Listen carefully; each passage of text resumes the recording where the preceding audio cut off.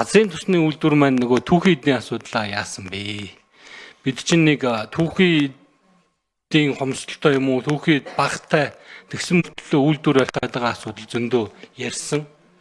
Тэгээд үйлдвэрээ барьчлаа гэж бодоход нөгөө түүхийн эдэн байхгүй 20 хэдэн хувийн одоо нөөцөө ашиглаж ажиллана, үлдсэн 80% нь ингээд нөөцөө ашиглаж чадахгүй юм шиг ийм зүйлс яригдсан.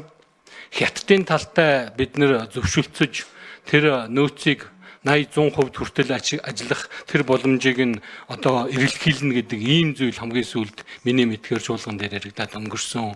Энэ тал дээр урд айлтайгаа ярилцаж, хэлэлцэж, ахиц дэвшил гаргуулж чадвуу. 28 оны 12 сарын 30-31 онд нөгөө газрын тусны үйлдвэр маань ашиглалтанд орох гээд байгаа. Тэр үед бид түүхийн эдтэй байх уугүй юу гэдэг асуудлыг та хэд маань ямар төвшөнд хөөцөлдөж байна вэ гэдэг асуултанд хариулт авъя. Баярлалаа. Аж үйлдвэр эрдэс байлгийн яамны газрын тусны бодлогын хэрэгжилтийг зохицуулах газрын дарга ашиглалаа. За манай улсын хувьд бол ашиглалтын баталгаат нөөц 43.6 сая тонноор батлагдсан байдаг. Үүний 11 сая тонныг одоогоор олборлож экспортлоод байна.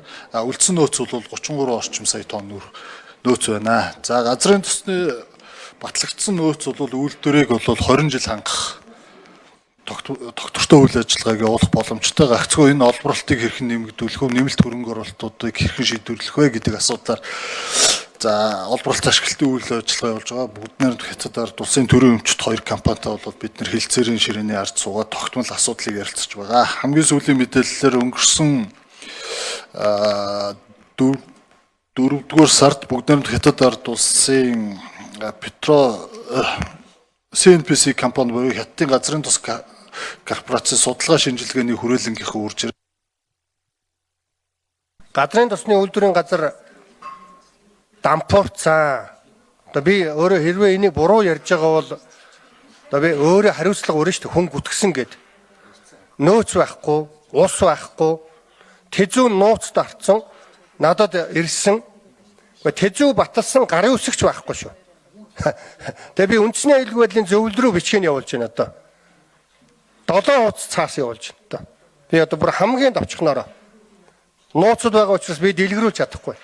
Миний асуулт хэн хариулах юм бол? Одоо энэ эрчим хүнд үйлдвэр нь хариулах юм уу? Газрын тусны үйлдвэрийн газар гэдэг энэ 2.2 тэрбум долларын төсөл өдөр өнгөрөх тусам 100 сая долларын өрөнд иш чошиг гүйж байгаа энэ төсөл дампуурцсан гэдг нь ингээд бүр ингээд улс даяар яриад байхад би газрын тусны үйлдвэрийг ерөөсөө эсэргүүцээгүй шүү дээ. Газрын ойр гайны одоо баг дээр наадхаа өөрчлөөд газрын тосны бодит төсөл хөтөлбөр рүү орох тийм боломж байна уу? Наад чинь бол нохойн замаар орчлоо гэж монгол хэлээр яриад байна.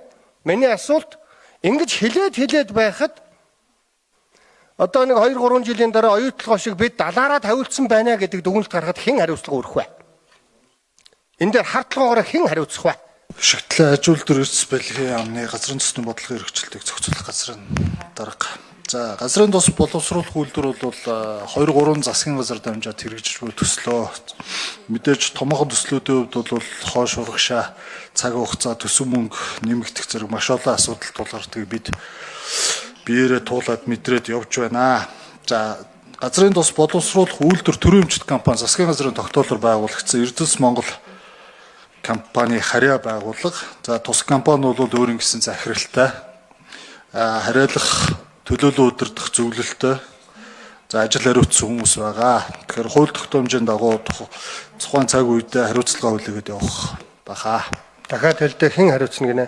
Газрын тус боловсруулах үйлдвэр төрийн өмчт компани нь Эрдэс Монгол компани харьяа компани засгийн газрын тогтоолоор байгуулагдсан компани төлөөлөл удирдах зөвлөлтөй хариуцсан албан тушаалтнуудтай ийм компани байгаа.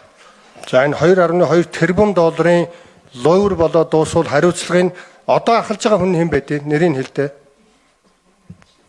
Захирал Алтан цэцэг. Тэгээ өөр удирдах зөвлөл нь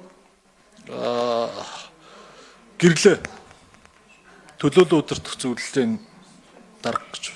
За ингээд ямар ч байсан лойвер болно гэж хэлээд байхад тоохгүй яваад байхад хариуцах нь Алтан цэцэг гэрлээ хоёр юм байна гэдгийг Монголын ард түмэн сонсож авлаа.